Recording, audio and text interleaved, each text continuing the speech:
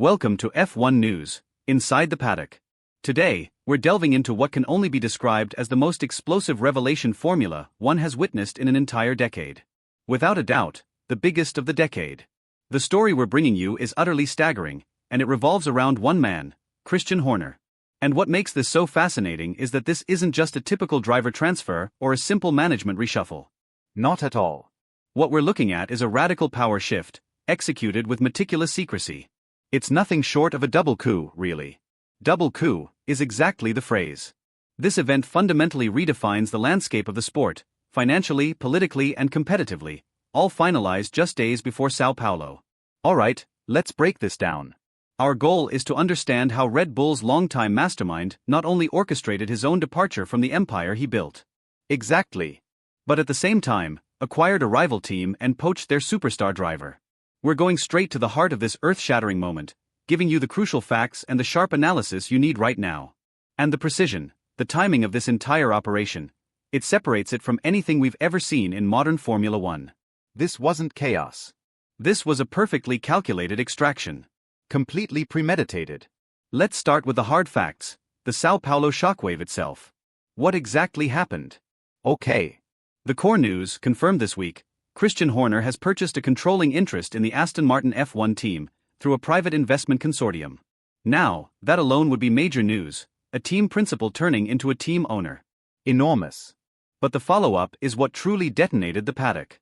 Horner confirmed that Max Verstappen is leaving Red Bull Racing, immediately. Immediately. And he'll be driving for the reborn Aston Martin outfit starting now. You simply cannot overstate the magnitude of this double move. If you compare it to Lewis Hamilton's switch to Mercedes in 2013. Which was massive at the time. Absolutely, but that was a driver choosing a new challenge. This, on the other hand, is the architect of a dynasty walking away, taking with him the crown jewel, the reigning world champion. Our sources reveal that the entire agreement, every signature, every clause, was finalized right after the Mexico City Grand Prix. That's what we're hearing, yes. The final papers signed while the rest of the paddock was busy worrying about tire wear or some minor issue from the weekend. The way this operation was carried out speaks volumes about the levels of secrecy and precision involved. Without question. The deal was sealed in a private meeting in London, completely under the radar, bypassing every usual gossip circuit in F1. Totally. And the timing, it feels engineered to deliver maximum impact, doesn't it? It has to be. The dual announcement made early Wednesday morning, just 48 hours before the teams had to be fully operational in Sao Paulo. So Red Bull, reportedly caught completely off guard, with no backup plan whatsoever. You can only imagine the chaos, the legal department in a frenzy, emergency meetings breaking out right now in Milton Keynes. They've lost both their figurehead and their most powerful weapon in a single stroke. One fell swoop. Exactly. And it seems this goes far beyond simply breaking a contract. Sources are saying this entire operation involves, and I quote, more money, more politics, and more betrayal than any move in F1 history. That level of betrayal, well, that leads us straight into the next phase, doesn't it? The who and the why, the exit strategy. Exactly. Why would Horner walk away from the team, from the dynasty he spent 2 decades constructing? The analysis here really has to focus on political fatigue. Right, our sources confirm Horner had become increasingly disenchanted with the internal politics at Red Bull. Yeah, the shifting power dynamics, especially after that string of very public, destabilizing scandals and HR investigations in recent seasons. He felt isolated. We're hearing that he was being gradually sidelined by the upper leadership within Red Bull's parent company, the energy drink empire itself. So that isolation might have been the spark, but Verstappen's involvement, that's the real accelerant, isn't it? Absolutely. On paper, Max was locked in at Red Bull until 2028, that was supposed to be the ironclad deal, the unbreakable bond securing Red Bull's dominance for years. Untouchable. Yet, he chose to follow Horner, the man who discovered him, mentored him, and shaped his entire Formula One career. But why? How? Well, Horner's real weapon in this operation appears to be his intimate understanding of the very contracts he helped design. Right, we already knew Max's frustration had been building for a while, with how Red Bull handled certain intra-team tensions, especially involving Perez, the alleged data leaks, and some questionable strategic calls. But surely, that alone wouldn't be enough to tear up a binding contract, right? No, not by itself. But here's where it gets fascinating. The contract, it turns out, was only ironclad until specific internal conditions were breached. There was a hidden loophole buried deep within. A loophole? What kind of loophole are we talking about? It wasn't your standard performance-based clause, like if the car underperforms, or if the driver doesn't win. So Red Bull, reportedly blindsided, with no contingency plan whatsoever. You can only picture the turmoil, the lawyers scrambling, frantic meetings exploding across Milton Keynes. They've lost their leader and their greatest weapon in one brutal stroke. One fell swoop. Exactly. And it appears this goes far beyond a simple breach of contract.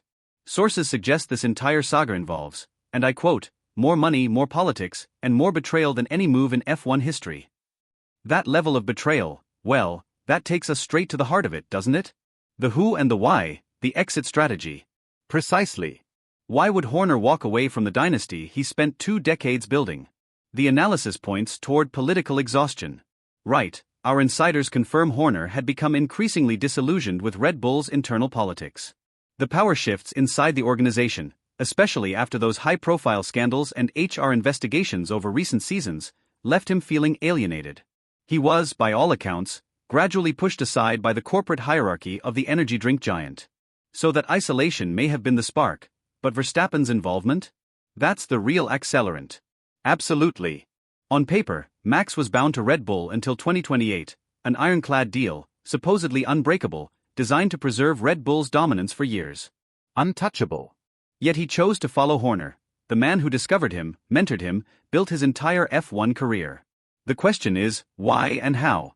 It turns out Verstappen had secret performance-based clauses written into his contract. Secret clauses? Yes, and the key detail is that Horner, back when he was still team principal, was the architect of those very clauses. Incredible. And these clauses weren't limited to lap times or podium counts. They were tied to management stability, the presence of key technical figures and the overall strategic direction of the team. If that stability was lost, if vital personnel departed or the philosophy shifted dramatically, the contract allowed for termination. Exactly. The entire agreement hinged on trust. Once that trust was broken, Verstappen had a legitimate escape route.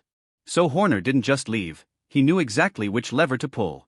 He used his inside knowledge of Red Bull's own legal framework against them. This wasn't impulsive, was it? Not at all. It looks more like a surgical extraction, a pre-planned removal of assets using the very mechanisms he helped create. Like contractual insurance. Precisely. Contractual insurance designed to protect Max from political instability, and Horner was the one who wrote the policy. Then, it seems, he triggered the claim himself. So what was the trigger, the final straw? According to reports, the decisive breach came when Horner was excluded from critical strategy meetings during the Japanese Grand Prix. Cut out intentionally? That's what's being reported, deliberately shut out of high-level operational decisions. And that exclusion appears to have been the proof Verstappen needed to invoke the management stability clause. So the Aston Martin takeover, it wasn't just business. It's being described openly as an act of revenge. Exactly. Building a new empire while simultaneously crippling his former one. Crippling them completely. Right, let's move to the logistics, because executing this required enormous funding and absolute secrecy. Section 3, How the coup was engineered, the mechanics. The funding process itself shows the depth of coordination and, frankly, the financial firepower involved. The Aston Martin acquisition wasn't straightforward, it was orchestrated through a complex shell investment fund. A shell fund, designed to conceal the real backers? Exactly. A private equity vehicle structured to hide the identities of the consortium members. Our information suggests these investors were loyal Middle Eastern and European financiers, long-term supporters of Horner's vision. They remained completely anonymous until the official announcement, which allowed them to secure the controlling stake without alerting anyone. No leaks, no insider trading alarms. Exactly, total secrecy. And crucially, the leadership change wasn't gradual. It was instantaneous. Mike Crack, Aston Martin's team principal, steps down immediately. Instantly, Horner assumes full command the moment the paddock gates open in Sao Paulo this week. Imagine being Crack. You arrive expecting a normal race weekend, and suddenly you're replaced by the man who's just bought the team and brought the world champion with him. Brutal. The raw reality of corporate warfare. Horner isn't waiting for a transition, he wants immediate operational control. And that ties directly into Verstappen, doesn't it? The guarantees he must have demanded. Absolutely. We need to understand what could lure Max away from the near certainty of Red Bull's continued dominance. It wasn't just money, Though there's plenty of that. So, what exactly did Horner promise him? Beyond the expected multi-million-dollar salary bump, the real currency was power and influence. Control. Exactly. Specific guarantees, undisputed lead driver status, naturally, but more importantly, and this is huge, full authority over the team's technical development path. Full control? What does that actually mean? It means Verstappen now has an unprecedented role in shaping the car's concept, the engineering priorities, effectively dictating the direction of Aston Martin's evolution based on his own feedback. He's been handed the keys. That level of faith, that kind of autonomy, Red Bull could never have offered under its rigid corporate structure. Very likely. And the secrecy surrounding it all? It's confirmed by the shockwave among the rivals. Yeah, Ferrari and Mercedes were reportedly informed only minutes before the public announcement. Minutes, left completely stunned, just like the fans, and presumably the Red Bull board itself. Keeping this under wraps for so long, that's arguably the most brilliant strategic move of the entire coup. Which brings us to the inevitable question, what happens now? It's time to move into Section 4, title contention and paddock chaos. Welcome to the storm. Because what's happening right now in Formula One isn't just news, it's a total implosion of power. Red Bull, the empire everyone believed to be untouchable, the dynasty that ruled the hybrid era with iron precision, has just been dismantled from within. They've lost their architect and their champion. The mind and the muscle that built the empire, both gone in one strike. One single, devastating blow. The void left by Verstappen is enormous, unimaginable. And now, deep inside Milton Keynes, the clock is ticking. The pressure to find a replacement, anyone, before the final races is immediate, crushing, and absolute. The media's already in a frenzy. What is Red Bull doing right now? How do you even respond to something like this? Insiders point to two possible, and very complicated emergency options. The first sounds bold to the point of desperation. Trying to poach a driver from Mercedes.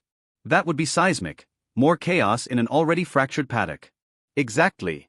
But the second option seems more realistic given the urgency, bringing Daniel Ricciardo back.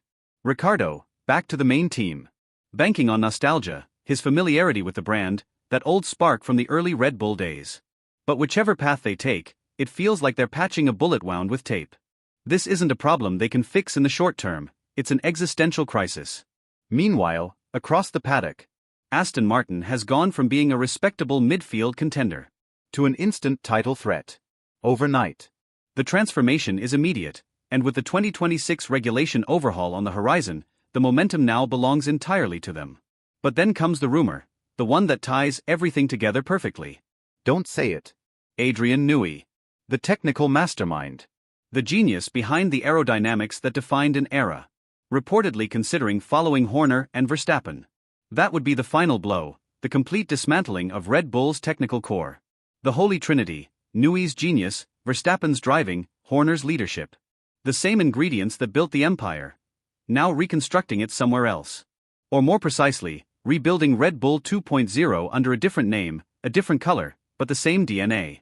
And if you add one more piece to the puzzle, Honda's confirmed engine partnership with Aston Martin for 2026, the picture becomes terrifying. Honda. Newey. Verstappen. Horner. That's not a new project, that's a rebirth. A resurrection of the very machine that dominated the hybrid era, only now driven by vengeance. But Red Bull won't just lie down. Not a chance. Paddock insiders are unanimous, legal action is coming. Red Bull is preparing to challenge Verstappen's early exit, fighting the interpretation of those performance clauses. We're heading toward a winter of courtrooms, contracts, and controlled fury. The war moves off the track, and into the legal battlefield. And it could be just as explosive. Because the key question Red Bull's lawyers must face is chilling. Did Horner actively orchestrate a breach of contract? Or did he simply advise Verstappen to exercise a right that Horner himself once wrote into the fine print? It's a gray area, dangerously gray. So, what does this all mean for Formula One's immediate future? The balance of power is shattered. The driver market is chaos. And a new superteam has risen overnight, with one clear mission. To dethrone Red Bull using Red Bull's own weapons. The tension heading into Sao Paulo is beyond description. It's not just competition anymore, it's open war. And there's one last question, the one haunting everyone inside Red Bull's walls. How will the loyal engineers react? The mechanics who built the champions? The corporate sponsors who invested millions believing in the long-term partnership of Horner and Verstappen? Will they stay, or follow the new empire? It's a massive dilemma, costly, immediate, and deeply personal. Because this shift in power forces everyone to choose a side. And neutrality is no longer an option. We've laid out the facts. We've analyzed the betrayal. We've traced the fallout. And one thing is absolutely certain: Formula One will never be the same again. Horner and Verstappen have just detonated the biggest bombshell in modern F1 history. And the shockwaves are only beginning. A historic turning point. The moment everything changed. And as the paddock braces for Sao Paulo, one final thought lingers. Was Horner's exclusion from those Japanese Grand Prix meetings just a simple management error? Or was it the fatal mistake that handed him the last piece of evidence he needed, the legal key to pull off the ultimate act of calculated revenge? Think about that. Because if that's true, what comes next won't just be a season. It'll be a war.